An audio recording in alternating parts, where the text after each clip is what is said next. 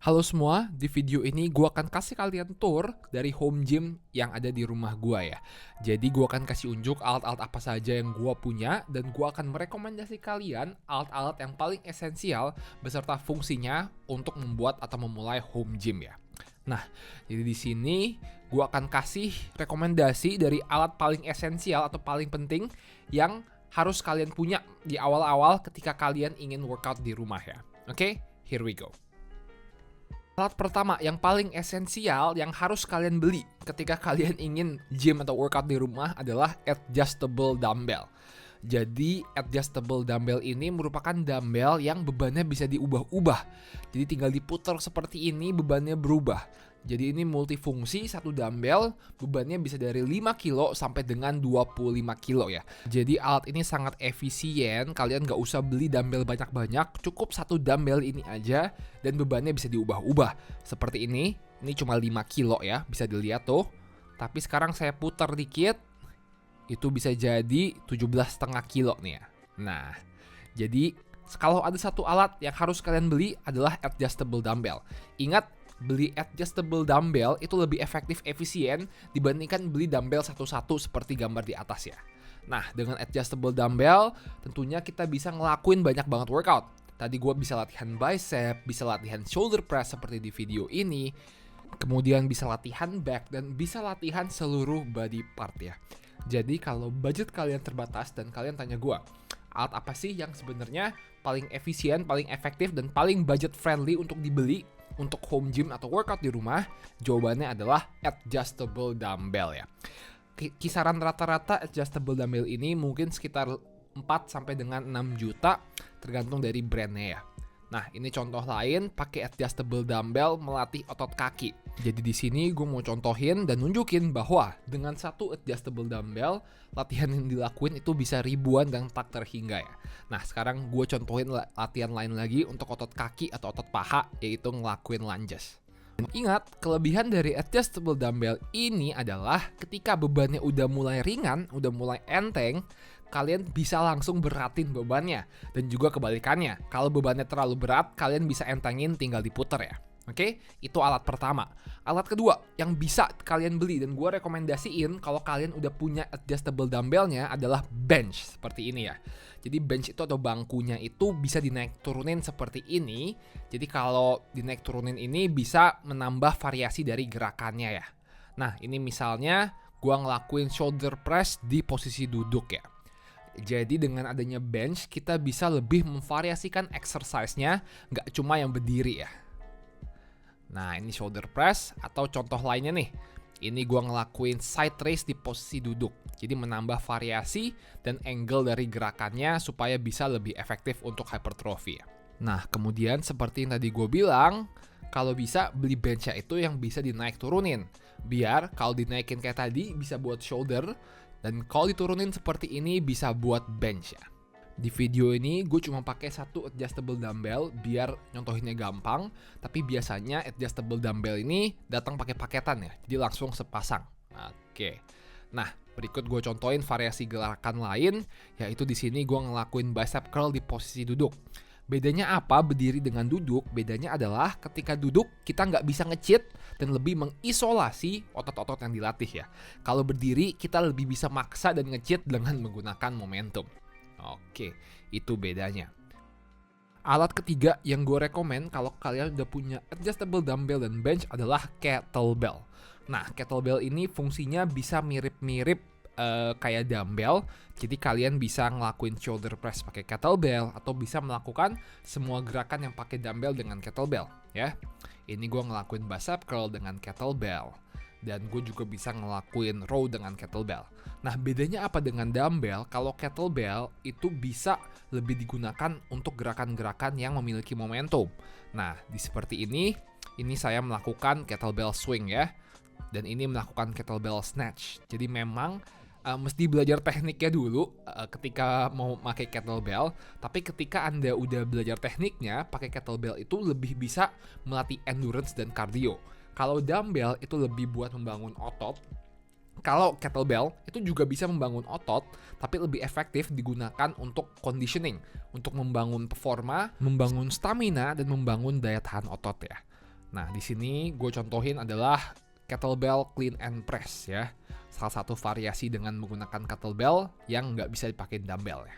Oke, alat keempat yang esensial juga untuk home gym adalah barbel dan beban ya. Nah, tapi kalau kalian mau pakai barbel dan beban, itu kalian harus punya alasnya ya. Kalau enggak, kalau alasnya ubin, tentu saja ubinnya bakal pecah. Jadi mesti belinya sepaket, barbel, beban, dan alasnya. Di sini dengan barbel, Anda bisa ngelakuin deadlift seperti saya ini, gerakan sangat bagus untuk melatih satu badan, atau bisa juga melakukan barbell row ya. Ini juga sangat bagus untuk melatih back dan core Anda. Selain itu, dengan barbel dan beban, kita juga bisa ngelakuin military press atau shoulder press seperti ini. Jadi, bagus banget pakai barbel, itu bisa melatih satu badan ya. Nah, biasanya dengan barbel kita juga butuh untuk beli power rack-nya atau rack-nya ini supaya barbelnya bisa menaruh. Yang saya punya di sini adalah multifunction machine ya. Tapi sebenarnya kalau barbel doang itu cuma butuh yang setengah depan doang nih buat naruh rack-nya. Rack-nya buat apa? Buat melakukan exercise ini, misalnya bench press, oke? Bench press salah satu exercise paling bagus untuk melatih kekuatan upper body dan dada Anda. Kemudian rack-nya ini juga sangat penting untuk melakukan gerakan squat ya, yang merupakan gerakan paling efektif, efisien untuk membangun kekuatan lower body atau bagian tubuh bawah Anda.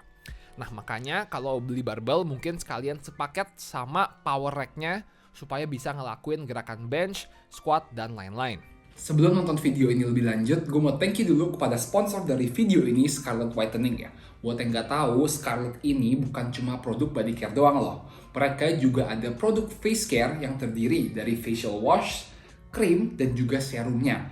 Nah, dari produk face care-nya ini ada dua series. Ada series Brightly Ever After yang gue pakai di sini, dan ada series Acne. Bedanya apa? Kalau Brightly Ever After yang gue pakai ini buat kalian yang nggak berjerawat dan yang ingin mencerahkan kulit dan menghilangkan bekas-bekas jerawat. Karena gue lagi nggak ada jerawat, gue pakai yang Brightly Ever After series ini. Tapi kalau kalian lagi jerawatan, tentu saja lebih bagus pakai yang Acne series ya. Nah, jadi ada 3 step yang gue lakuin untuk face care gue. Pertama-tama tentunya gue bersihin muka dengan menggunakan facial wash dari Scarlett. Facial wash dari Scarlett ini mengandung glutathione, aloe vera, dan vitamin E yang sangat bagus untuk membersihkan kulit wajah ya. Selain itu, ini bisa kalian lihat ya di dalamnya, itu ada rose petals-nya yang bikin wangi dan seger banget ketika kalian cuci muka kalian dengan facial wash ini ya. Nah, habis pakai facial wash, baru gue pakai serum Scarlett yang Brightly Ever After ini ya. Serum Scarlett ini berfungsi untuk mencerahkan wajah dan membantu menghilangkan bekas-bekas jerawat dan flek-flek hitam ya. Jadi cara pakainya gampang banget, kalian tinggal buka serumnya, terus tinggal ambil dikit, dipencet, dan teteskan 2-3 tetes di wajah Anda ya. Tuh, 2 dan 3. Kemudian habis ini dipakai diusap-usap pelan-pelan, dipijit-pijit hingga rata di seluruh muka ya. Seperti ini. Teksturnya tuh lembut banget dan wanginya tuh seger. Jadi wanginya tuh enak untuk dicium. Dan kemudian kita pakai secara rata. Habis dipakai secara rata, kita mau diemin dulu untuk sementara biar serumnya meresap dulu ya. Jadi jangan langsung dipakein night cream habis ini. Kita diemin dulu untuk sementara supaya serumnya meresap. Nah, serum Scarlett yang Brightly Ever After ini banyak banget kandungan-kandungan bermanfaatnya. Nah, kandungannya ada vitamin C yang berfungsi untuk menghilangkan flek dan bekas-bekas jerawat. Selain itu, serumnya juga ada niacinamide yang berfungsi untuk menyamarkan bekas-bekas hitam dan bekas-bekas flek ya. Nah, kemudian ada lavender water-nya juga nih. Lavender water berfungsi untuk mengurangi peradangan dan melawan bakteri pembentukan jerawat. Jadi bisa juga untuk mencegah pembentukan jerawat. Selain itu terakhir, serumnya ini juga mengandung phyto whitening yang berfungsi untuk mencerahkan kulit wajah dalam waktu yang singkat ya. Nah, baru setelah didiemin beberapa saat pakai serum, baru kita pakai yang namanya Brightly Ever After Cream. Kalau pagi pakai yang day dan kalau malam pakai yang night. Jadi krimnya ini sama kayak serum, kita mau pakein di satu wajah secara merata ya. Teksturnya halus, lembut, dan wangi. Kita mau pakein secara merata di seluruh muka ya. Sambil dipakai boleh banget sambil dipijit-pijit juga supaya meresap dan masuk ke dalam ya. Krimnya ini mengandung bahan pore away yang berfungsi untuk mengencangkan pori. Selain itu juga mengandung triceramide yang berfungsi untuk melembabkan kulit dan anti kerut ya. Jadi buat kalian yang ingin menghilangkan bekas-bekas jerawat, mencegah pembentukan jerawat, dan membuat kulit lebih cerah, gua rekomen banget memakai ketiga produk ini dari Scarlett. Facial wash, kemudian serum, baru krimnya pagi dan sore sebelum tidur ya. Nah, jadi gue udah pakai ketiga produk ini selama 2 minggu dan bisa kalian lihat before afternya setelah memakai produk ini itu kulit bisa menjadi lebih cerah dan lebih segar ya. Untuk pembelian produk-produk ini, kalian bisa cek link di deskripsi atau bisa follow langsung Instagramnya Scarlett dan Shopee-nya Scarlett dan beli langsung di Shopee atau di Instagramnya ya. Alat berikutnya yang menurut gua sangat esensial juga tapi lumayan mahal, ini adalah mesin kabel seperti ini ya. Dengan mesin kabel seperti ini, itu bisa ngelakuin ribuan exercises untuk membangun otot. Jadi kabel ini lebih efektif untuk hypertrophy atau membangun otot ya. Jadi di sini misalnya gua ngelakuin bicep curl dengan menggunakan mesin kabel, atau bisa juga ngelakuin row dengan menggunakan mesin kabel ini juga. Jadi banyak banget variasi yang bisa kalian lakukan dengan mesin kabel ini.